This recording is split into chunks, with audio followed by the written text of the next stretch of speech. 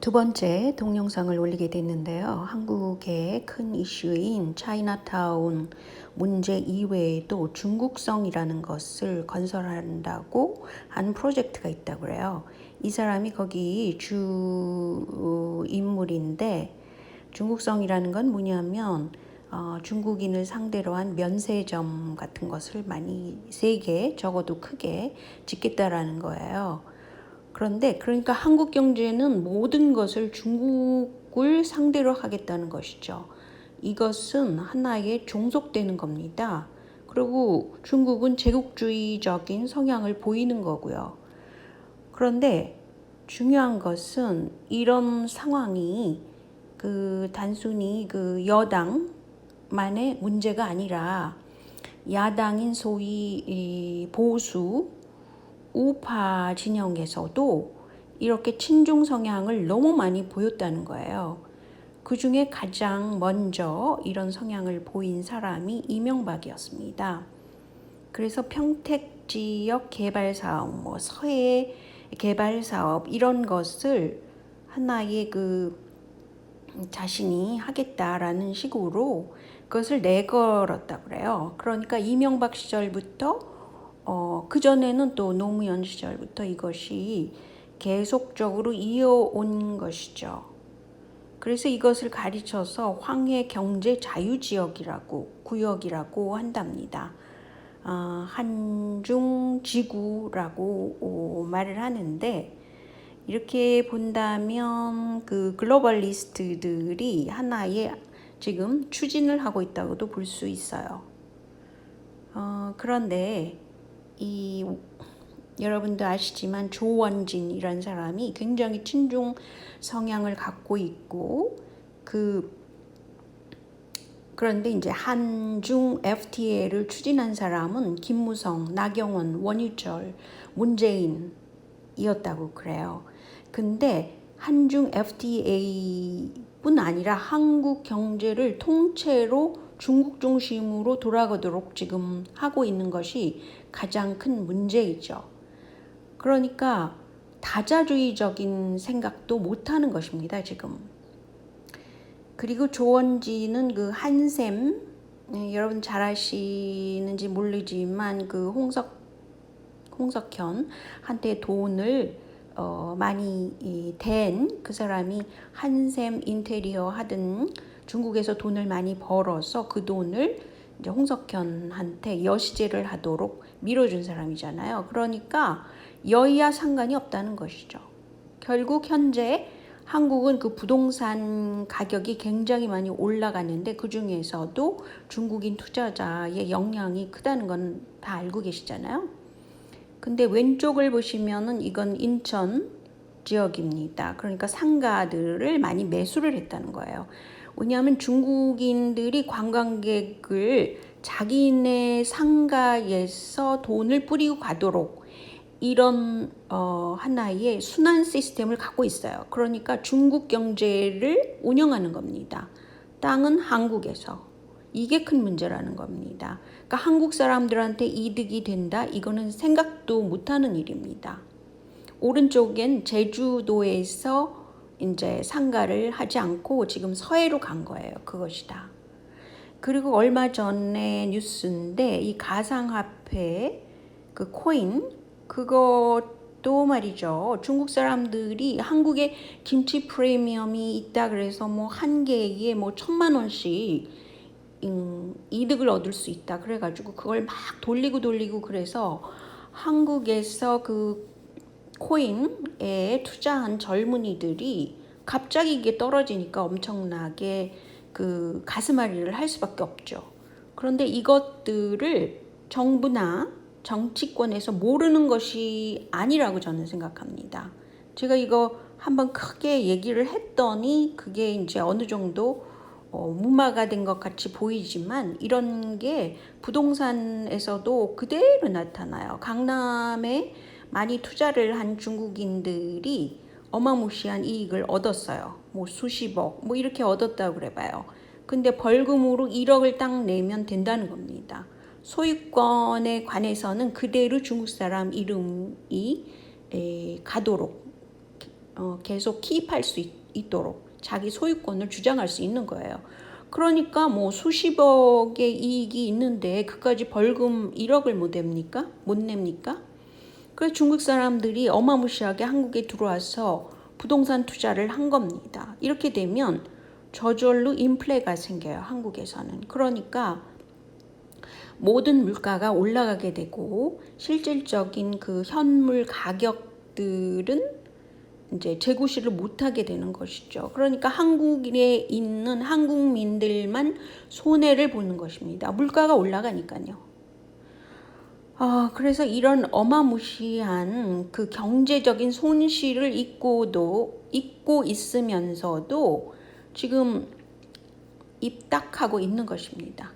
그리고 도대체 중공의 기관지 한국지국장 그 여자가 설치고 돌아다니면서 오랫동안 각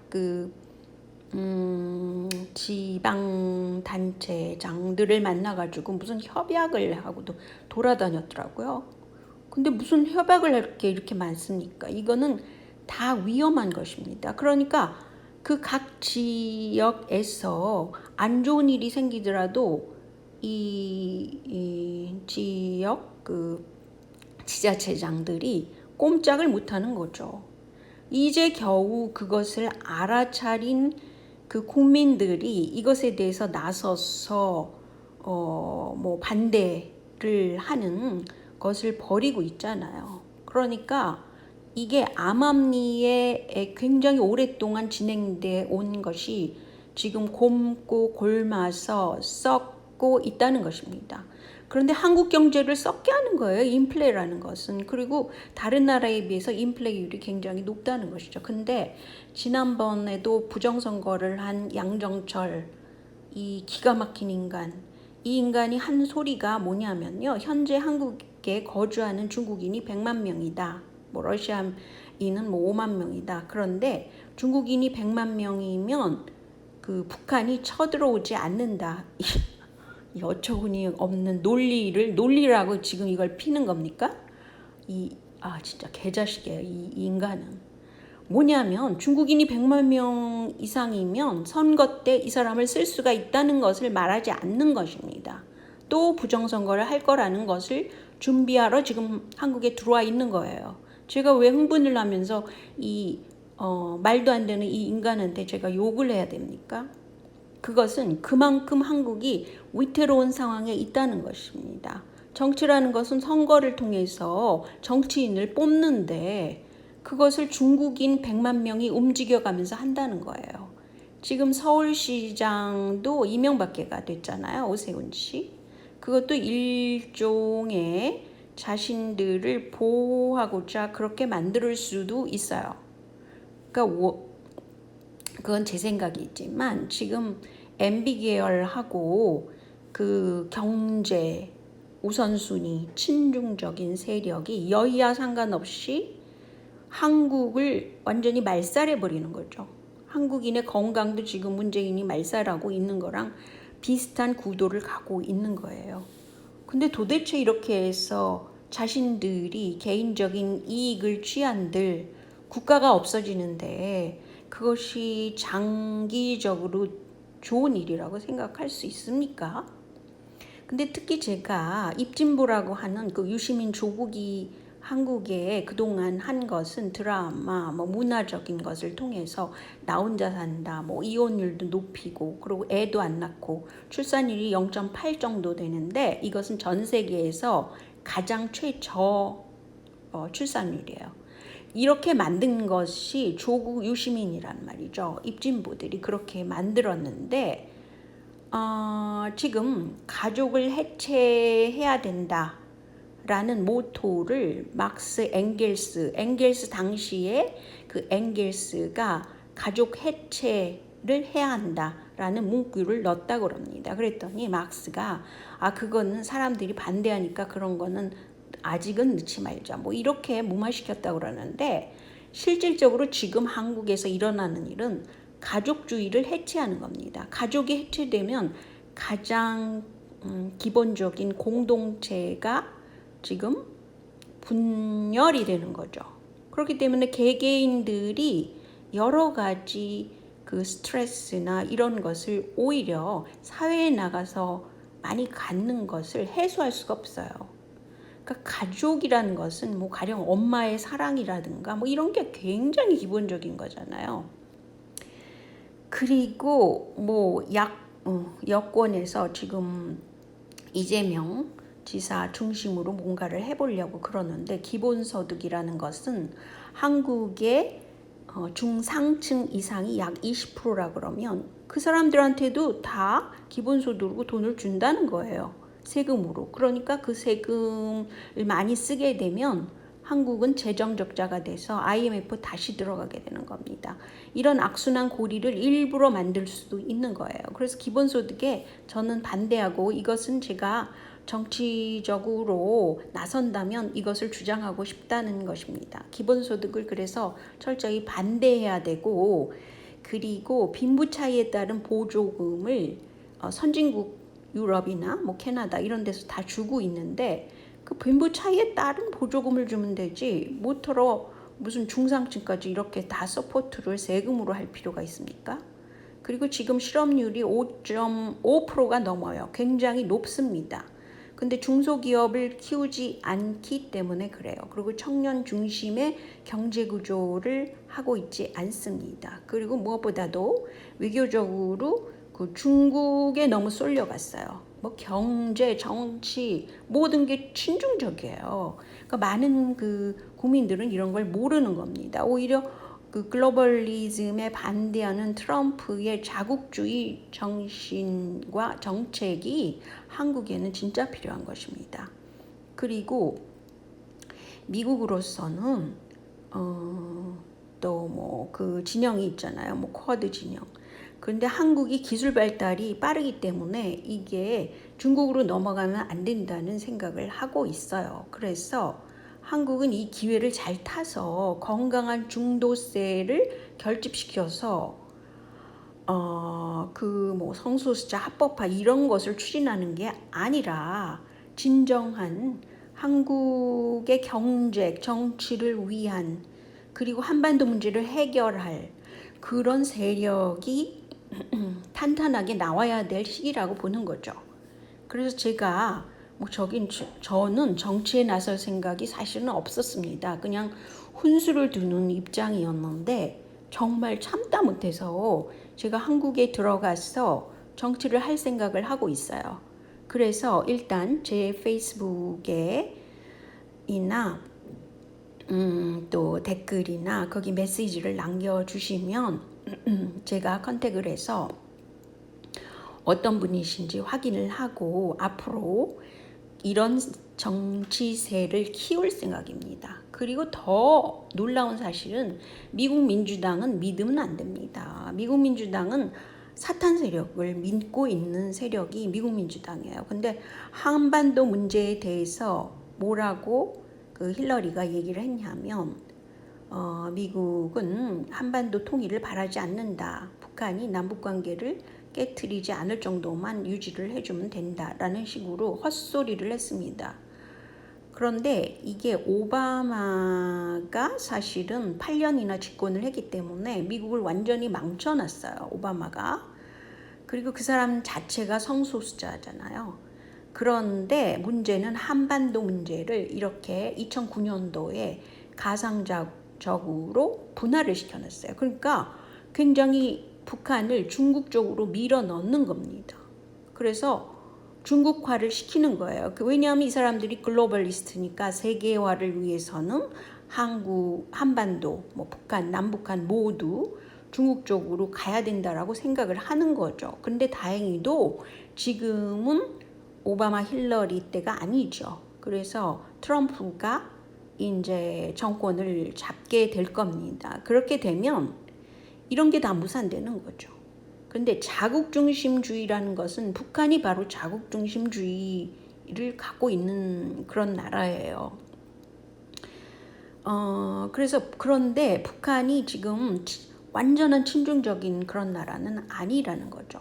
근데 이렇게 미국 민주당이 이런 식으로 구도를 글로벌리스트처럼 짜기 때문에 지금 김정은의 입장도 굉장히 난처한 겁니다. 미국 민주당이 들어서면 아무튼 굉장히 난처해요. 그런데 중국과 북한 사이 국경에서는 지금 살벌한 상태라고 그럽니다. 왜냐하면 뭐 먹을 거가 막 부족하고 그러니까, 그리고 문화적으로 또 한국에 뭐 굉장히 거품이 끼는 그런 문화들이 들어가니까 그 자꾸 탈북자들을 유도를 또 하잖아요. 그러니까 국경지대에서 중국으로서는 탈북자가 많아지는 걸 원치도 않는데, 그래서 어쨌건 굉장히 지금 상황이 안 좋다고 그래요. 국경지대에서.